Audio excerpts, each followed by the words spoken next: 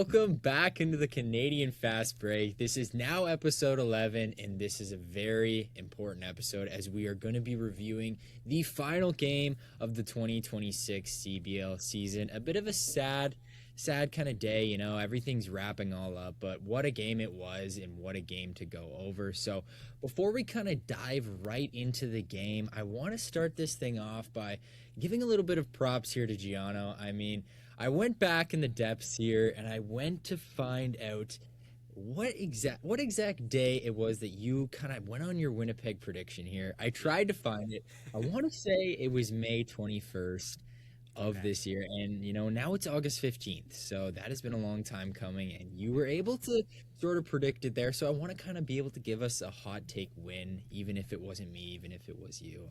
I'll kind of eat that. But Geono, let's start it with you.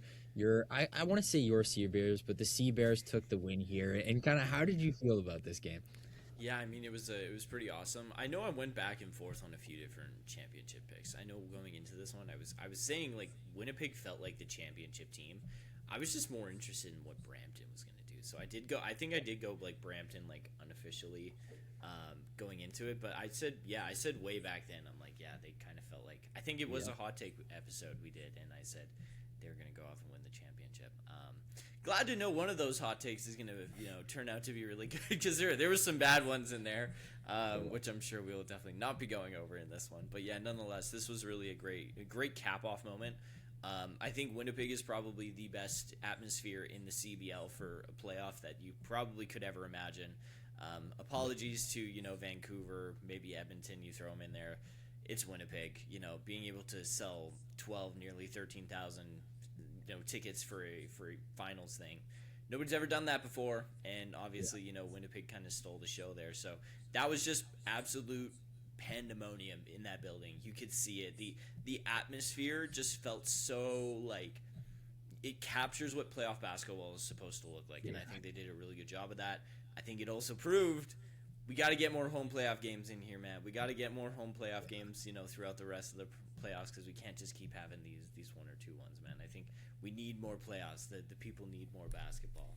Yeah, and I think that was one of the biggest things to kind of take away from this game for me, was how important that home court advantage was. And there was kind of a point there where at the start of the game when Brampton had the lead, and then starting kind of that second quarter, Winnipeg went on that run, and it just kind of felt like the entire building just got around them, and it really just shut Brampton, I felt, really kind of out of this game for the majority of the rest of it. So that was kind of big for me. Jeremy, I'm curious for you, how big do you think this home court advantage was? And do you think maybe in the 3-game series with Brampton, maybe having that home court in the first game, that could have maybe dismantled this a little bit? Yeah, I think that's a fair take. It definitely helped. I can say that for sure with Canada Life. Record attendance, it's great to see that always getting put out there inside the stadium. But I think the Sea Bears definitely had the motion with them. It took them a little bit to get their bearings underneath them. But I think definitely having the fans behind them that whole time was helping bring the energy for the most part. But it kind of went on where, it took a little bit for the Sea Bears to maybe try to get some track going underneath them, whereas Brampton kind of came out like guns blazing, right? And we kind of had that theme right off the start, and then it kind of flipped at some point inside of this matchup where one team started decreasing or regressing, and then the Sea Bears started progressing, right? And it just goes to show that something flipped, and you got to give credit. We're going to be talking about it, the dynamic duo on both sides, Xavier Moon and Simon Hildebrandt, alongside Sean East and Trenton Flowers. Those are 2 duos that are contributing majorly to both of the teams, and they definitely tried their best tonight. Yeah, absolutely, and I think both of those duos played amazingly well. But let's start it off with this first half of this game. And, the Sea Bears had the lead going into the break, and you looked at Jelani Gale Watson here, and he had a first half to remember. I believe it was the record for the most threes in the finals game or something like that. But, yeah, he showed out. All 17 of his points did come in that first half. So I'll ask you first, Gianna, what kind of impact did he have, especially considering that I personally felt like this Winnipeg team was kind of each player on this team kind of had their moments in the game, but how important was he, especially in this early going and kind of getting Winnipeg out to that lead?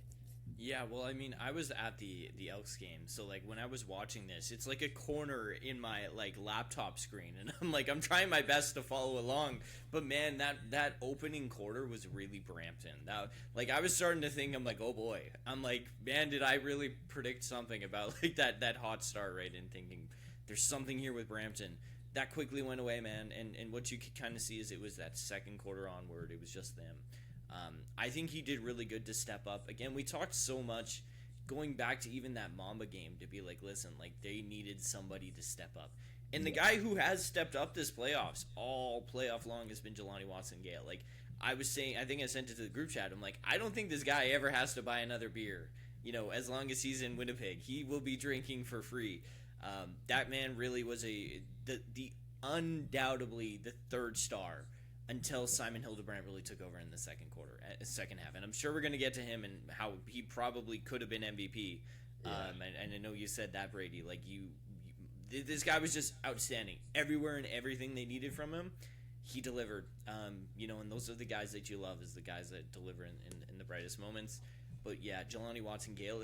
I really do not think, this is a hot take, I don't think the Sea Bears would be here if it wasn't for him, just because of what happened with Teddy Allen not being there. I mean, if you look back to what this guy did against the Mamba, he scored 27, if I remember correctly off the top of my head. Like, I don't know where they'd be without this guy, man. Like, those 17 points really came in clutch, helped turn the tides, and then from there was, the Xavier Moon and Simon Hildebrand show. But really, really love to see what he had there, because it's really been it wasn't somebody you expected. He was not somebody I was pinpointing to say, this is the guy that's going to step up and save their season and kind of fill in the void a little bit with Teddy Allen. Props to him.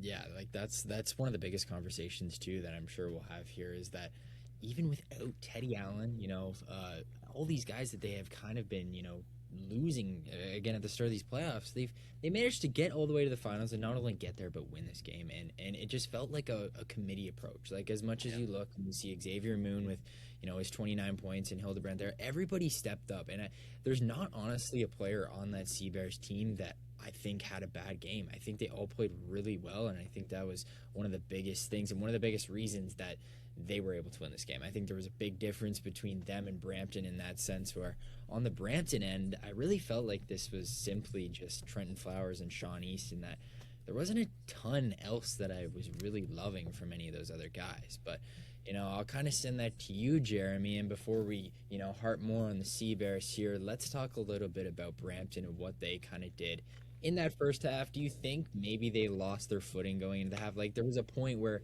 you kind of just felt like everything flipped, right? So kind of take me through Brampton in that sense. Yeah, for me, the biggest thing in this matchup was the turnovers. I'm just pulling up the stats right now, but the Brampton Honey Badgers, they've gotten 10 points in the game as a whole as points from the turnovers. They're able to capitalize against the Winnipeg Sea Bears, but on the other hand, it's double for the Sea Bears. They're able to grab and capitalize 20 points, and that was the major difference when I was watching this game.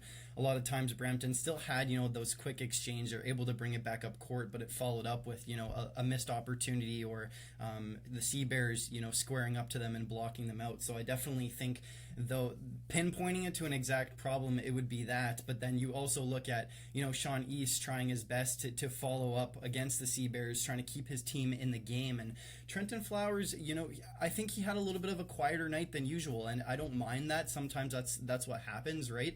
Still contributed majorly towards the night, but I don't know, you look at the Sea Bears and comparing the scales, Xavier Moon, first half of this basketball game, had 6 points, right? It was the rest of his team doing everything else, and then he came out hot, scoring the rest, I believe his 26 or 23 points in the second half. So it's just, who was there besides Sean East, Trenton Flowers? You look to guys like Cameron Tyson, Tyrese Hunter.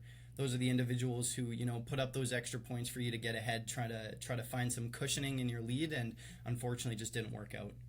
Yeah, I think one of the things, that was big on Brampton's end for me was, they didn't have guys that could step up in the moments when, Sean East wasn't playing maybe his best, and, Trenton Flowers wasn't playing his best, where you look at Winnipeg in that sense, and, Xavier Moon, he didn't have as much of a scoring impact maybe on the first half, but that's why, Jelani Watson-Gale was there, and all these other guys, they're stepping up at those moments, so it kind of felt like during the whole game, it was sort of like an a replace situation where it's one guy's on, one guy's off, and it just fit perfectly. But to go back to Brampton, one of the biggest things in that sense was I felt like, Roddy Peters, he wasn't playing great. And then you look at a guy like Cam Tyson, and I was feeling, at least when they were down in that game, that you should have had him in there, I felt more, especially as the 3-point specialist. And you'd seen what he'd done against Winnipeg earlier in the season, and he's put up points against them. So for me, I think that was one of the biggest things. But I'll send it to you, Geono. And what do you think Brampton could have done better in this game?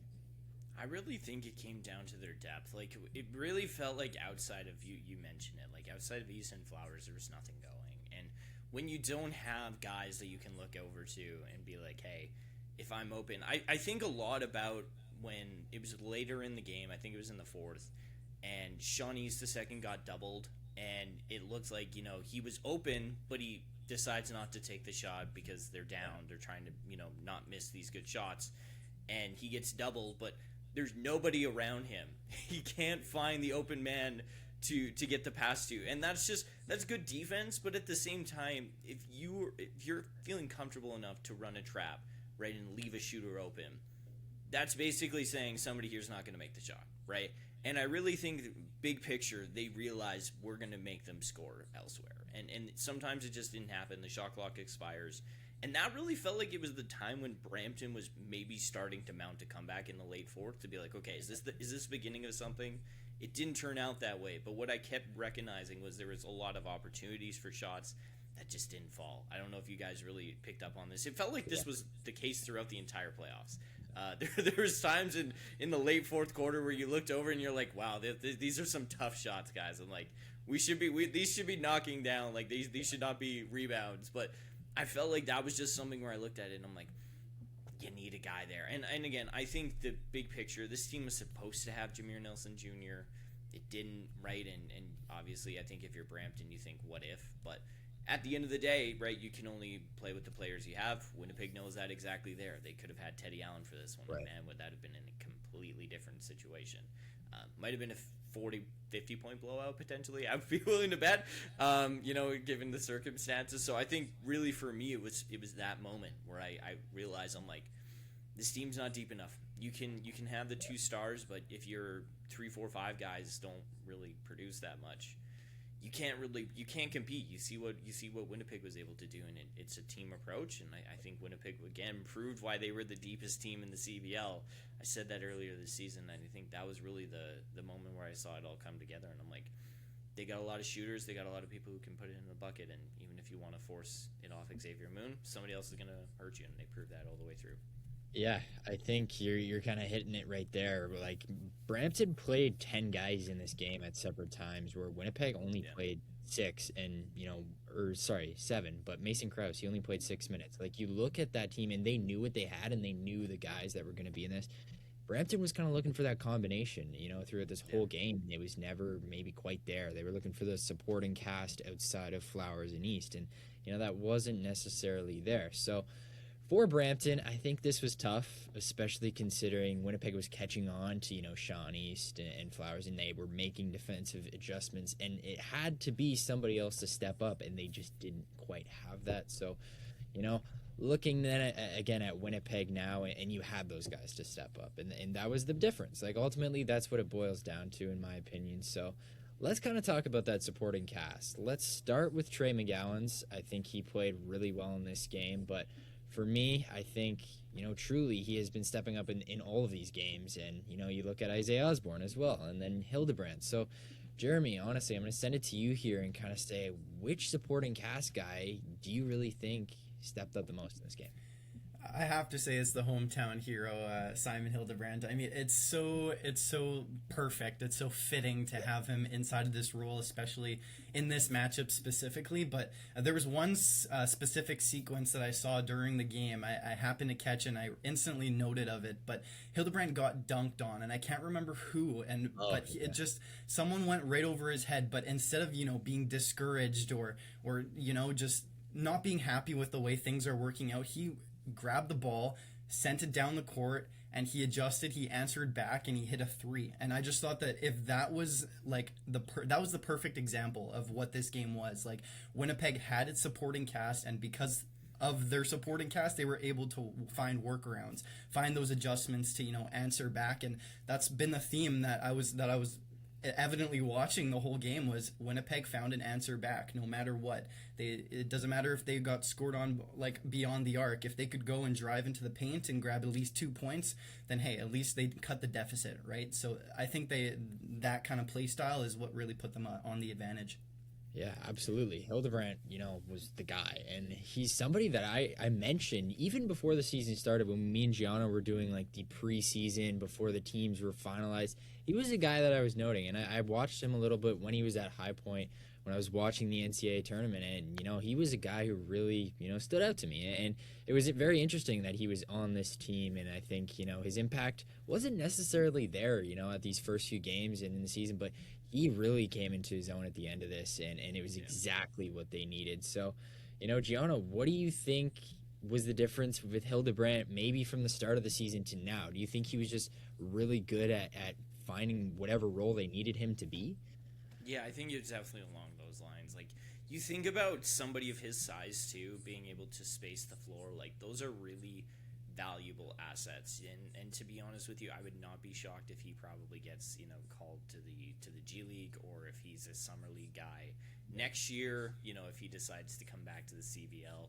It certainly feels like that. There's certain guys that you can watch and say, yeah, he's probably gone for a little bit in the summer. But yeah, this was really something. I think he was probably the biggest riser, in my opinion. Coming into the CBL, there's always guys that you can look at to say, what are we going to get from him? What are we going to get from him? Where are they coming from? And you can have a decent idea of like, okay, maybe they're a high scorer, but where are they going to get put into the lineup?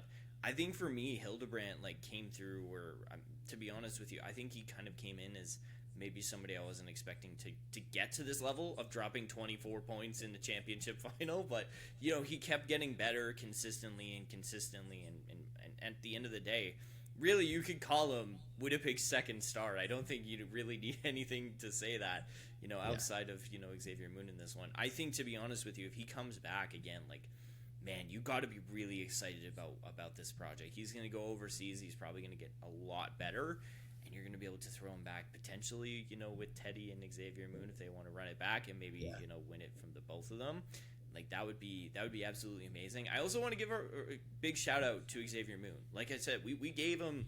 We all talked about hey, it's probably going to be a little bit difficult to work without Teddy just because of how long Teddy's been in the offense.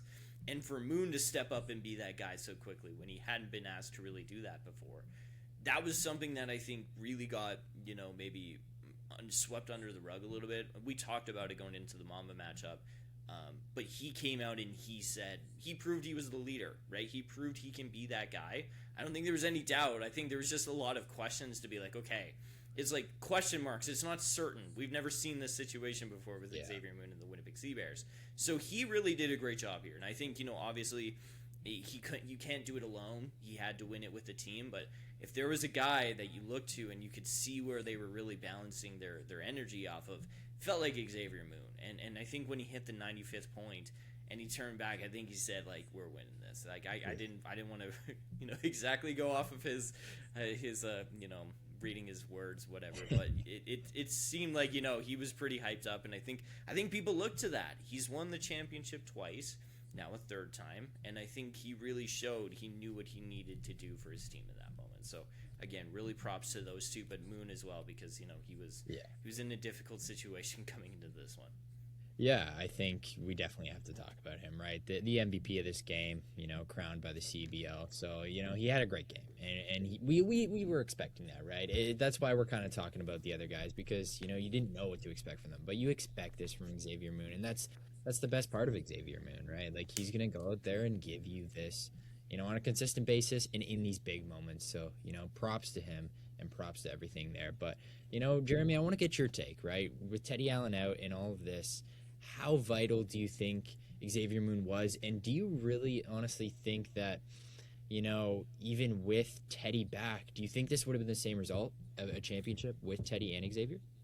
You have to think that way, just with the way that they've been playing. I mean, I go back to the sense of even on halftime that they mentioned in the broadcast that Xavier Moon actually went and changed his shoes to whatever, maybe his lucky shoes. I don't know what it is. Maybe it was a fashion sense change, but whatever he did heading into that second half, it worked, and so it was great. I think there was also another point. I'm pretty sure it was in that second half of the game where I just saw him on top of the arc, and he was just waiting, and I think he alluded to Simon Hildebrandt just to, calm down, and that was just showed his leadership on the court. He was able to recognize that, guys, we have control of this game right now. We don't need to be pushing. We don't need to be, switching the pace, trying to match whatever Brampton's doing. We're playing our game, and I think that in a matter of 5 seconds, he told them to calm down, and it was just a perfect example of what they were doing. And I know we were talking a little bit off camera beforehand, you guys, and we kind of mentioned that Simon Hildebrandt would be in that MVP, running for that award, but you got to think if Teddy Allen was here, maybe that wouldn't be the conversation we would be having, but that is the conversation we're having right now. And ideally right now you're looking at Teddy Allen, you're looking at Xavier Moon, and now you're looking at Simon Hildebrandt. And if he continues to work the way he's working and, develop the way he's developing in other leagues, then I think they definitely have 3 strong individuals to start carrying the team forward. Yeah, absolutely. And, Hildebrandt, just to mention, he's 23 years old. This guy is only going to be getting better and developing, gaining confidence. I think this is going to do miles for him as well. The performance he had late in this playoffs and in this game particularly was amazing. But, moving to a different kind of conversation here, I want to note, something that just kind of popped in my head. I don't think any of us had Winnipeg coming out of this first-round matchup. That. I mean, as much as I kind of gave you your flowers at the top of this episode, I think we kind of got to take the hit that we didn't have them going out past that first game against the Mamba, and that just shows the resiliency this team had. Right, we were kind of counting them out after the whole Teddy Allen situation, and we didn't think they were going to rally even past the Mamba, but they played really well, and they're the champions. So we just got to take a moment to just absorb that and really just put some respect on them there, but. This is the end of the CEBL season, and the Winnipeg Sea Bears are your champions. So let's kind of pose it with this question, kind of to wrap that season up, is do you think the Sea Bears will go back-to-back next year? And I'll start there with you, Geono. I honestly think, again, it's the same thing with Niagara, man. You look at what you have. Obviously, free agency is going to change everything. Guys are definitely going to be on the move. I think if, in theory, you kind of would think there's not a lot of reasons for Xavier Moon and Teddy Allen to want to move on, right? In theory and on paper, you just won a title. I think realistically, they're 2 of the best players in the CBL right now, and they didn't get a full season together. I think there might be, just from an outsider's perspective, I think there might be something there that somebody would want to, run it back. And I think that that's probably a plausible idea. I don't think it's... I would really be shocked. It's the same way I was shocked when, Xavier Moon did not come back to Edmonton, right? And he chose Winnipeg instead. I would be insanely shocked just because of, you're leaving a literal team that won. If that does happen, it maybe means there's a lot of other pieces that get moved around. But nonetheless, I feel again, Simon Hildebrandt, why would he want to leave his hometown club? I don't see him leaving for another CBL team, realistically. So I think there's just a lot of great things there that you can count on to say before free agency even happens. To say, right now, I would say yes, depending on where everything kind of leans after free agency in February. This feels like the team. This feels like the team in the core that feels the most consistent and most likely to stay together. And if you imagine what these guys could look like as a big 3, man, that'd be really scary for opposing defenses to really have to worry about. But again, then that also raises the question, does that maybe stir things up in free agency? Does somebody maybe get the idea to go out and make a splash? I don't know. That's the beauty of free agency, and that's what a lot of teams are going to be able to think about from August 15th until roughly sometime in early May when we get back into action in 2027.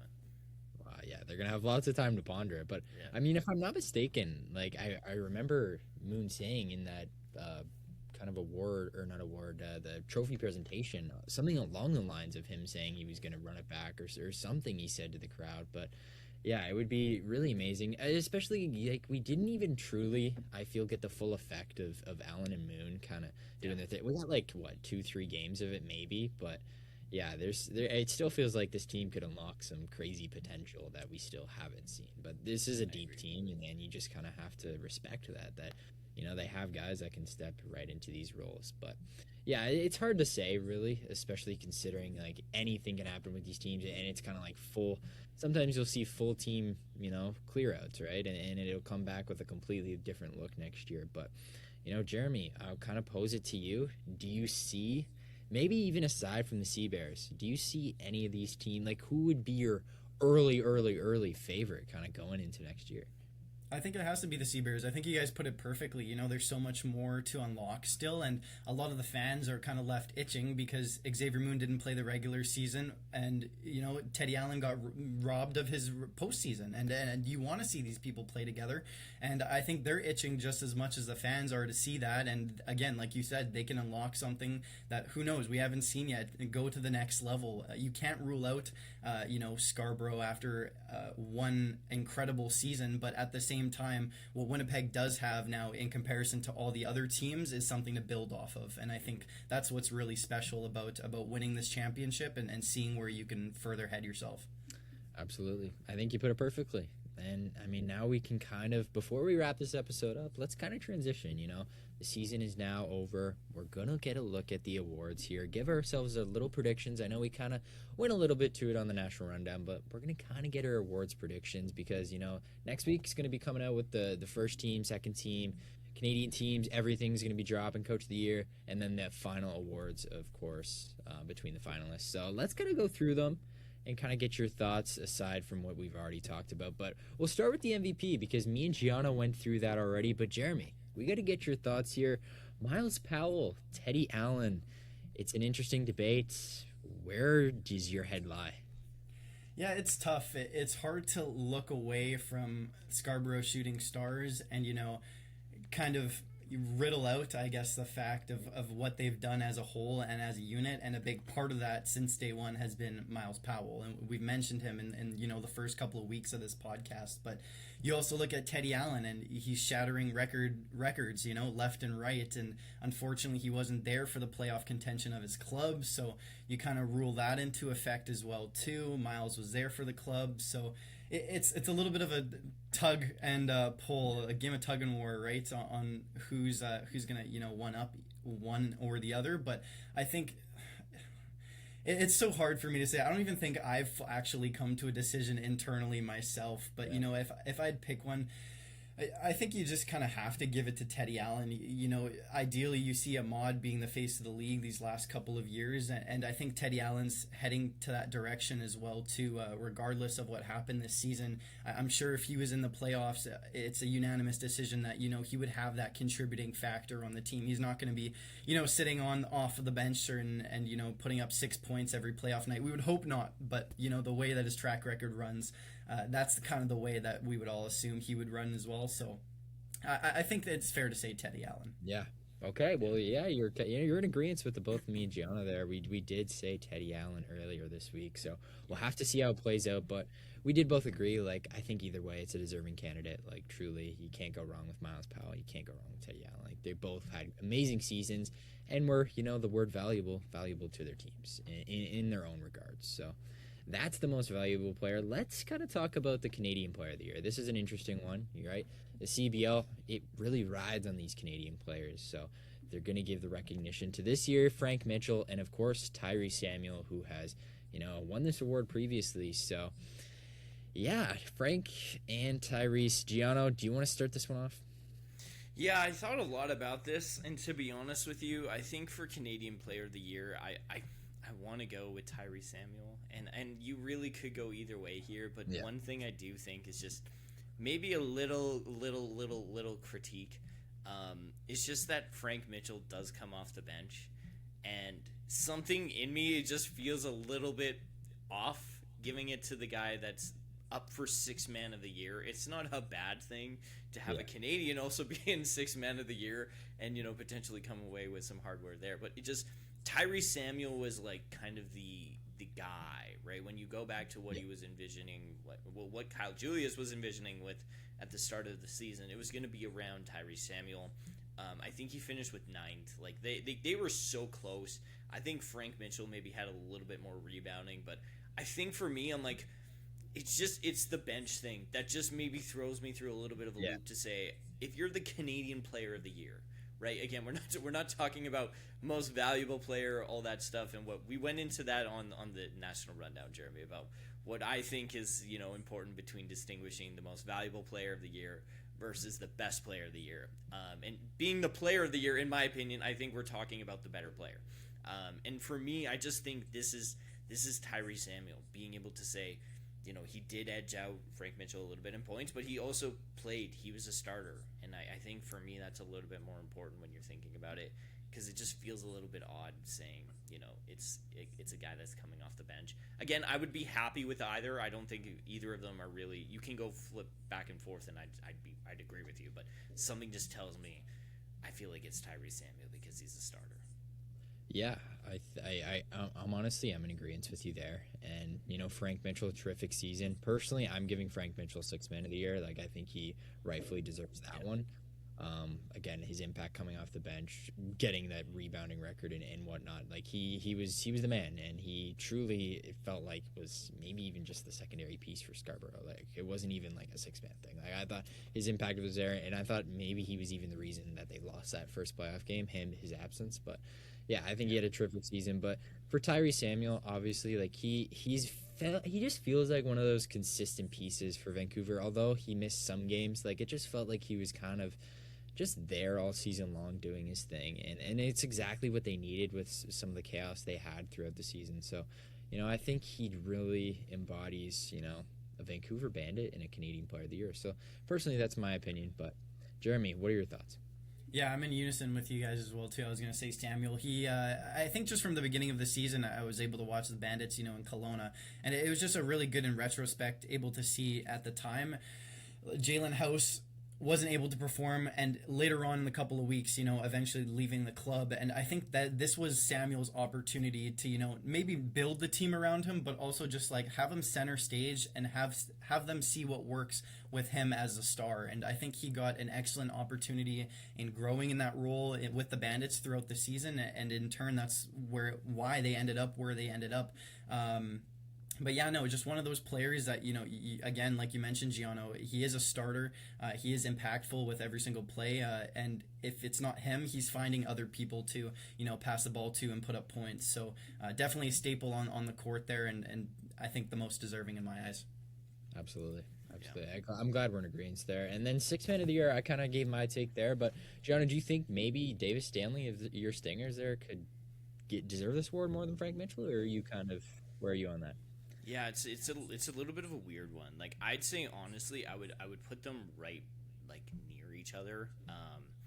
Just off of the top of my head, I think it's definitely trending towards Frank Mitchell. Again, you talk about just what his impact was like on the court, but also being that piece off the court. And again, I think we really saw just how pivotal he was to Scarborough. I think, to be honest with you, it would feel really like a disservice again talking about the Canadian Player of the Year, and also the reason why I'm not thinking him. I think it's 100% Frank Mitchell in this one, and that's no knock to Stanley Davis Jr. That guy is probably the most clutch player I've watched in the CBL. He can hit shots like nobody's business, and I've asked him about it. I'm like, what do you see out there? He's just like, it's just what the other people give me, and I'm like, I like that answer. It's a guy that's like not pre-planning something. He's good at reacting. And I think that really comes down to the clutch of being able to react and perform really well. But obviously, 6th man is being able to say, I'm the best guy coming off the bench, right, in the CBL. And I think Stanley Davis Jr., I'll say this, from Edmonton, and he makes a really good case. That's why he's nominated. There was really not a whole lot of scoring after he left, when he would go off to the starters. And after he would leave the court, like, just the bench group didn't really have a guy to light offense up. Until Kendrick Ray got there late in the season. But yeah, I think for me it's Frank Mitchell. But to be honest with you, I would feel comfortable with them giving it to Stanley Davis Jr. because I've never seen a guy be so just cold and be able to knock down a lot of shots that I really was just like, wow. I'm like, I don't know many people that could do that and are actually able to play in the CBL too at the same time. Yeah, I mean it's very and I think it's just great for honestly him to get nominated and for the Stingers to get some recognition, especially considering maybe this wasn't one of their greatest seasons. But yeah, absolutely, I think there's a really great point with Davis that you really just hit on it perfectly there. But lastly, I think we don't need to go too much into the developmental, even defensive player, to be honest. But Fudge and Kellen Tynes, right, both nominated here. Fudge finished second in the league with blocks, and then Kellen Tynes, he led the league in both steals per game and total steals, so there's something to be said there. But, Jeremy, do you give maybe an edge to either of these guys here? Yeah, another one that's super tough because, again, you always want to compare how each team did and their contributing factors. But you look at guys like Alex Fudge, and on the contrary, I guess, to that kind of theory is Ottawa has been through so much adversity, right? And they still haven't, put themselves in the position where they wanted to be, and that was postseason. But I feel like Ottawa just had so many adversities this season that Alex Fudge was one of those players that nonetheless you were still able to look towards, right? And I think because of that, I'd probably have him on the edge over Tynes there. But it's just one of those things. It's a minimal factor in my head that kind of outbalances the scales there. But yeah, I think Fudge would be my option there. Yeah, absolutely. I kind of talked about it on the National Rundown a bit, that I loved Fudge's impact on, for the Blackjacks, especially considering they were a really offensive team with Smart and Cleveland, that he was just the perfect kind of piece there to kind of hold things down. But yeah, props as well to the developmental players of the year, both on the Mamba. You have Easton Tim and Mohamed Mahadi. So both really good guys that, we saw with the Mamba. They're a developing team, and it's kind of great to have both of them kind of allude to that developmental piece. So yeah, it's really great stuff there. But I'm super excited this week to also see, when these CBL first, second teams, Canadian teams come out, Coach of the Year. So any kind of bold takes in that sense from either of you? If you have maybe, a guy who could be Coach of the Year. I have a certain take, but, a guy who could be maybe Coach of the Year, or maybe somebody who should maybe maybe you wouldn't automatically think of in these first, second teams that should be.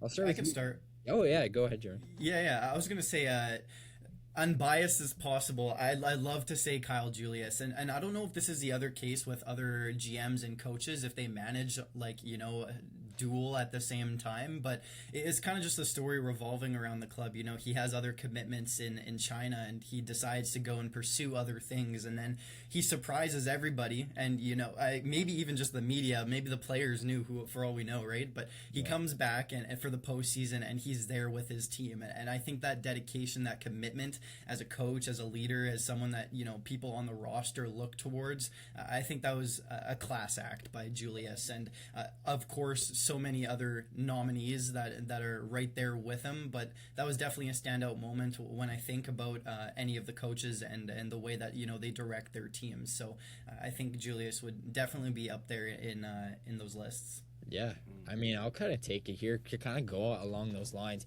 Obviously, this guy isn't going to win the award, but I think Dave DeVario for the Surge deserves a lot of credit for what he did. Coming in there after they're firing Perry Wong and really kind of turning around this season for them. I doubt he would ever win the award just because of their season still being kind of one of the worst teams in the league, but their record was miles better with him there, and he really turned around a team that didn't have much hope at all. So I kind of just think he deserves a little credit there. But Geono, anything there from you? Yeah, I mean, call it recency bias or whatever. I think, to be honest with you, Mike Rambo gets my pick. I don't know if the Coach of the Year stops at regular season or playoffs. But I mean, first year head coach, right? He had a lot of guys to manage, man. Again, being able to have the MVP helps. But being a first-year head coach in the CBL, obviously he has a lot of roots in the Winnipeg area with basketball. He was also really familiar with the Sea Bears, but this was his first year as GM, head coach. I think, to be honest with you, this was really a standout one, and I think he's definitely... I would be really shocked if he's not here for the next 3-4 years, to be honest with you. You win a championship, I feel like you pretty much earn that. So for me, I think it's got to be him. Even if you say stop it at the regular season, I would still probably give it to him. You could probably make a case for other people, but for me, I think the first year factor plays a little bit into it, and just again, being able to look at it and say bigger picture, just what this team was able to do, in the playoffs, how they overcame the adversity. I'd like to think that the coaching staff has a little bit of some impact on that, of how to cool the waters and be able to cool the room. So I think for me, it's Mike Rambo, but I can see a lot of people in this, obviously. But I think for this one, he kind of stands out to me. And again, call it recency bias because we just watched him win a championship. Everything about that Winnipeg team, you just looked at it and you're just like, they feel like the championship team. They feel like a team that should win a championship, from the head coach down to every single one of their players. So, that would be my pick. But I could see a lot of things going there too. Again, I liked your fudge pick too. I think DPOY is going to really come down to the fact of either being, do you value steals more or do you value blocks more? And again, that could be a whole debate. But you know what? Nevertheless, I think definitely a lot of good picks there. But for Coach of the Year, that's one that I go with. Yeah, I think there's a lot of deserving guys, and there was a lot of teams that maybe we weren't expecting that made good records, made good runs, and I think that alludes a lot to the coaching. So there's that to be mentioned. But last thing before I kind of wrap this up, Clutch Player of the Year is also going to be an award here, and something, or just kind of a question I want to pose to you both, right? Even if Miles Powell doesn't win this Most Valuable Player, he led the league with 9 target score winners, 4 more than anybody else. Do you kind of reckon that is maybe enough, or is well deserving of this Clutch Player of the Year award? I'll start with you, Jeremy. Yeah, I think that's completely fair to say, especially going up against so many, like a hard category against Teddy Allen. I mean, both so deserving, but if it's not one, it's the other, I think, and that's the way that it should go. It's deserving to have at least both of them be recognized for their outstanding season and their club's outstanding season too, because of the fact that they've contributing so much this season towards them, right? So, yeah, I think it's fair to say a clutch player could most definitely be deserved to Miles Powell. Yeah. Geono, I mean, I'll ask you, do you think maybe it should or could be anybody else? I think it's definitely there. I think you definitely point to the target score winners. The CBL makes it easy for us, man, to decide these things. The NBA is a little bit more subjective. This one's a lot more of a kind of straightforward. You shoot a basket and you make a basket, you win the game, right? Every game ends on a bucket being made, and I think that's a great benefit to the league of when it kind of comes down to this part to say, okay, well, who's the guy that's kind of leading it? And right now, it is Miles Powell, and I think, to be honest with you, it would be, in my opinion, a disservice to give it to anybody else. This is one where I pretty much say, how can you score 9, right? And let's also not forget, Scarborough won 20 games, so of almost just under half, he was the guy that delivered the final blow. That to me feels like the answer right there. If they give it to somebody else, I'd love to hear the reasoning for that. But to me, I'm going to go out on a real limb here and not, as much as, like you said, we genuinely believe that everybody else has good arguments. I'm like, for this one, for me, it feels pretty straightforward. And if it isn't, then I really think we need to go back to the drawing table a little bit to say, what does this award actually mean? Yeah, absolutely. And I think, honestly, that's the perfect kind of end to tie this, to put a bow on this episode and to put a bow on this season. This was a terrific season. Big congrats to the Winnipeg Sea Bears, but also just take a moment to absorb all the chaos that we had to endure throughout this season. And, it was a lot, but it was really fun. And, this isn't quite the end here for the Canadian Fast Break this season. We have a few more things and a few more episodes that we kind of want to bring to you guys to kind of tidy up this season and put a big wrap on it. But ultimately, this is a great way to kind of end today's, game. And it was a beautiful game. It was a beautiful end. And it's kind of poetic, I think, that the Winnipeg Sea Bears got this win after everything they faced. But ultimately, I think that's going to do it here for today. But make sure you come and tune in next week and for the rest of our episodes, because it's going to be some great stuff, debating everything that went on, reflecting all of this, and we're going to have all the award winners coming next week. So stay tuned for that. But thanks again for joining us here and all season long. Once again, it's been Brady, Locke, Jeremy, Russo, and Geono Aloisio, and we will see you next week.